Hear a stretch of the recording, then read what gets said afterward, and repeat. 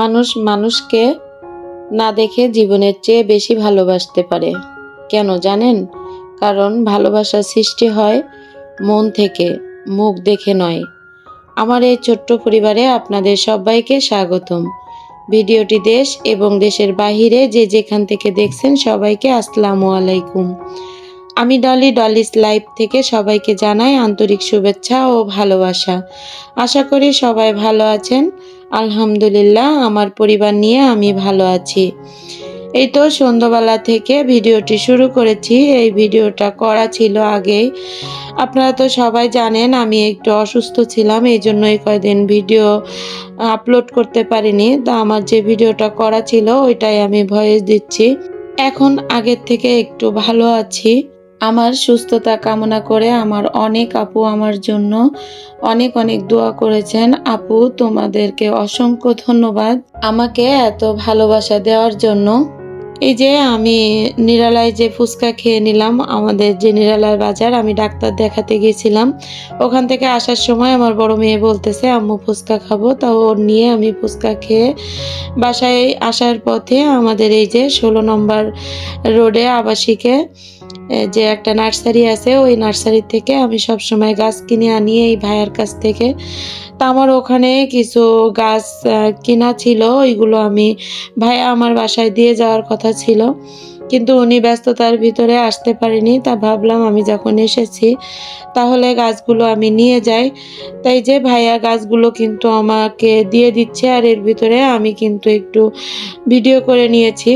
তাই যে আমি বাসায় এসে গাছগুলো আপনাদেরকে দেখিয়ে দিচ্ছি যে কি কি গাছ কিনেছি। আমি আসলে গাছ কিনি, গাছ লাগাই, কিন্তু গাছের নাম কেন জানি আমি মনে রাখতে পারি না। আমার এই গাছটা অনেক ভালো লেগেছে, তা ভাবলাম কিনে নিয়ে আসি। ও এর ভিতরে আরেকটা কথা আমি বলতে ভুলে গেছি। আমি কিন্তু নিরালায় বেস্ট বাইতে গিয়েছিলাম, ওখান থেকে 2টা মানে ফুলের টব এনেছি, আর আমার একটা মেয়ে একটা ঝুড়ি নিয়ে এসেছে, আমার বড় মেয়ে। এই যে গাছগুলো কিন্তু আমার কাছে অনেক ভালো লেগেছে। আর এই যে এই গাছগুলো আমি এই একটাই আমাদের এই রাস্তার এখানে হয়েছে, সেখান থেকে আমি নিয়ে এসেছি। এটা তো নার্সারি ভাইয়ের কাছ থেকেই নিয়ে এসেছি, উনি আগে দিয়েছিল। তাতে কিছু গাছ আমার মারা গেছে।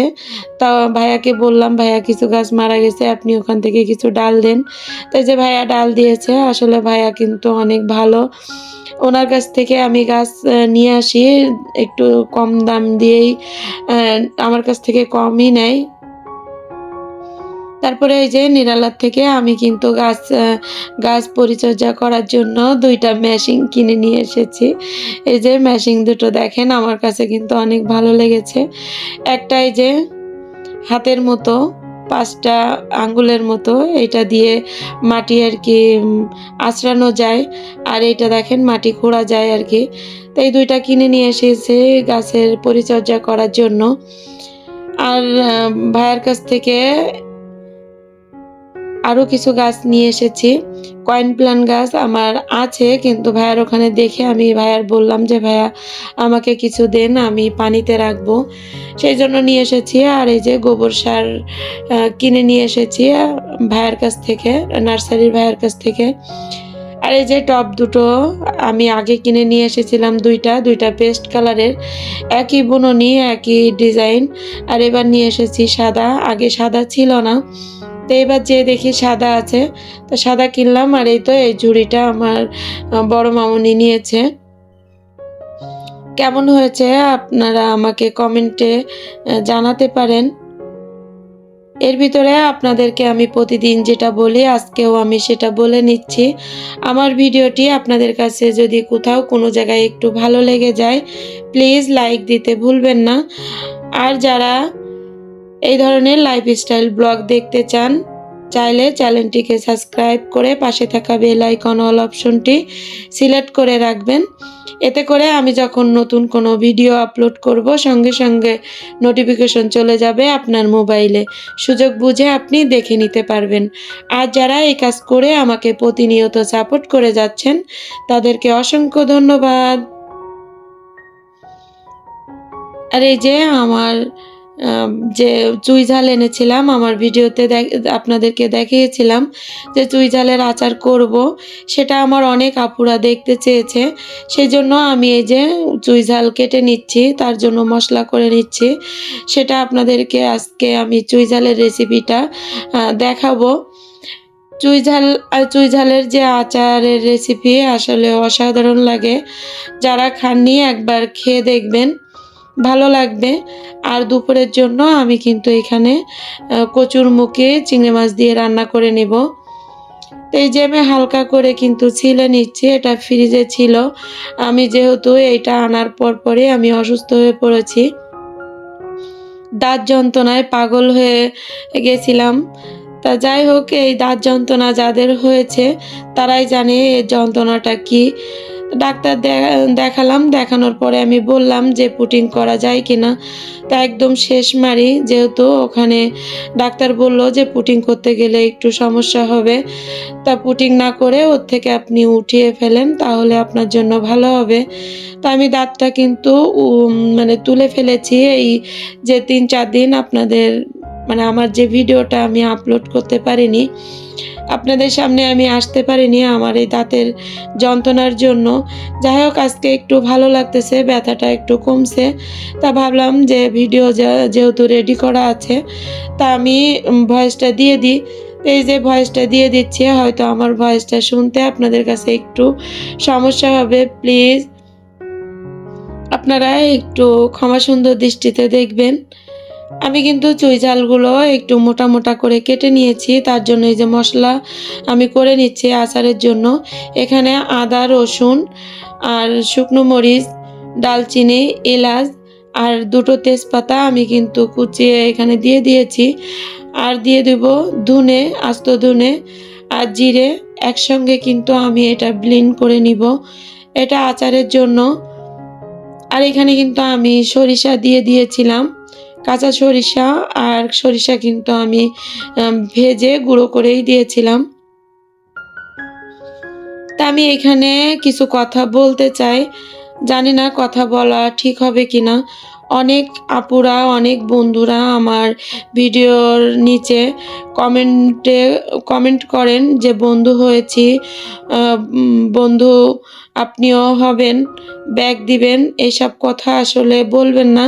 এসব কথা বলার জন্য কিন্তু কমিউনিটি আছে, আপনারা কমিউনিটিতে এসে একটা লেটার রেখে যাবেন, অবশ্যই আমি আপনাদের পরিবারে চলে যাব। আমি কিন্তু সবাইকে সাপোর্ট করার চেষ্টা করি। আর এভাবে যদি আপনারা এই ভিডিওর নিচে ওই ধরনের কমেন্ট করেন, তাহলে দুজনের চ্যানেলেরই কিন্তু ক্ষতি। আমরা চাই সবাইকে নিয়ে সামনের দিকে এগিয়ে যেতে। কেউ কোনোদিন একা একা সামনের দিকে এগিয়ে যেতে পারবে না, আসলে সম্ভবও না। আপনাদের সাথে কথা বলতে বলতে আমি কিন্তু এখানে কচুরমুখির দিয়ে চিংড়ি মাছটা রান্না করে নিয়েছি। এটা দুপুরের খাবার আর কি, সেটা আপনাদেরকে আর দেখালাম না। তারপরে দেখেন এখানে আমি কিন্তু ধনে, সরিষা শুকনো খোলায় ভেজে নিয়েছি।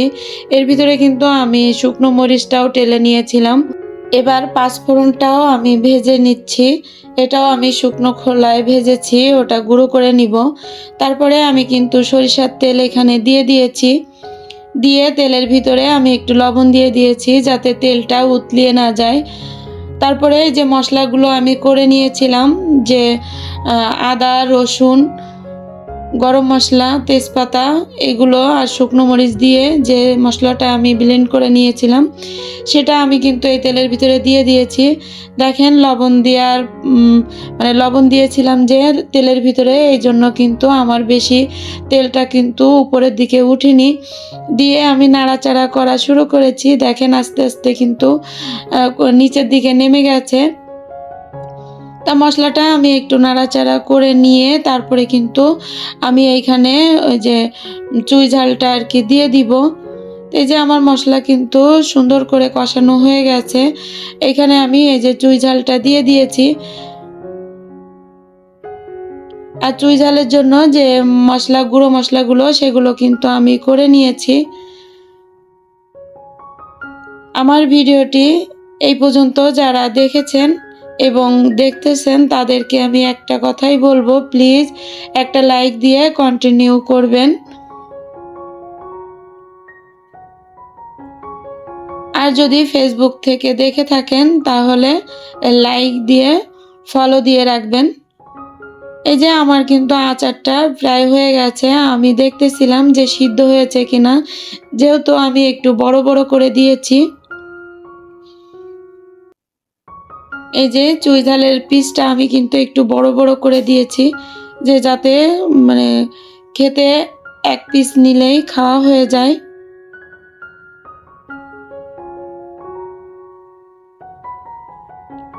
তারপরে আমি ভিনেগার দিয়ে ওই যে ব্লেন্ড করেছি, ব্লেন্ডারটা একটু ধুয়ে আমি কিন্তু এখানে ভিনেগার, সাদা ভিনেগারটা দিয়ে দিয়েছি যাতে আচারটা নষ্ট না হয়। তো এই যে আমার আচার কিন্তু রেডি। এখানে আমি এবার দিয়ে দিব যে তেঁতুল। কিন্তু আমার এখানে নতুন তেঁতুল ছিল না, পুরাতন তেঁতুল। তেঁতুলটা কিন্তু একটু কালো, যেই আমি দিয়ে দিয়েছি সেই অমনি কালো হয়ে গেছে। আমার মেয়েরা বলতেছে, আম্মু তুমি এই আচারটা কালো করে ফেলছো কেন? তা আমি বললাম আমি কালো করে ফেলিনি, ওই যে কালো তেঁতুল দিয়েছি এই জন্য। তা আপনাদের কাছে যদি সাদা নতুন তেঁতুল থাকে তাহলে আপনারা সেটা দিয়েই করবেন। আমার যেহেতু 3 বছর হয়ে গেছে এই তেঁতুলটার বয়স, এই জন্য একটু কালো হয়ে গেছে। যদি আপনারা নতুন তেঁতুল দিয়ে করেন তাহলে কিন্তু কালারটা আরও সুন্দর আসবে। এই যে দেখেন কত সুন্দর হয়েছে, একদম গলে গেছে, খেতে কিন্তু অসাধারণ হয়েছে।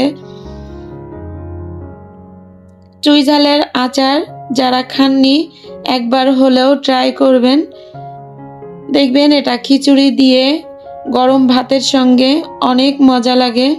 আমাদের ঘরে তো সবাই পছন্দ করে চুই ঝাল। আর এই যে তারপরে কিন্তু আমি যে শুকনো মশলাগুলো করে রেখেছিলাম সেটা কিন্তু আমি এই যে দিয়ে দিচ্ছি। এখন কিন্তু পুরোটাই গ্যাস অফ করে তারপরে আমি কিন্তু গুঁড়ো মশলাগুলো দিয়ে দিচ্ছি।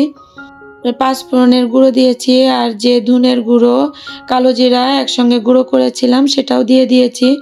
আর শেষে দিয়ে দিয়েছি যে শুকনো মরিচ, শুকনো খোলায় টেলে গুঁড়ো করে সেটাও দিয়ে দিয়েছি। কারণ এখানে চুই ঝালের ঝালটা তো ওঠেই, আর হালকা ঝাল দিয়েছি। ও এখানে আপনাদের একটা মানে স্কিপ হয়ে গেছে, ওটা আমি এখানে কিন্তু চিনি দিয়েছিলাম। যেহেতু আমি তেঁতুল দিয়েছি, হালকা তো একটু চিনি দেওয়াই লাগে, এই জন্য দিয়েছিলাম, ওটা স্কিপ হয়ে গেছে, দেখাতে পারলাম না। তা আপনারা আপনাদের স্বাদ মতো এখানে চিনি দিয়ে নেবেন। আমি আপনাদের কাছ থেকে বিদায় নিব, ফিরে আসব নতুন কোনো ভিডিও নিয়ে। ততক্ষণ ভালো থাকুন, সুস্থ থাকুন, আমার জন্য দোয়া করবেন। আল্লাহ হাফেজ, আসসালামু আলাইকুম।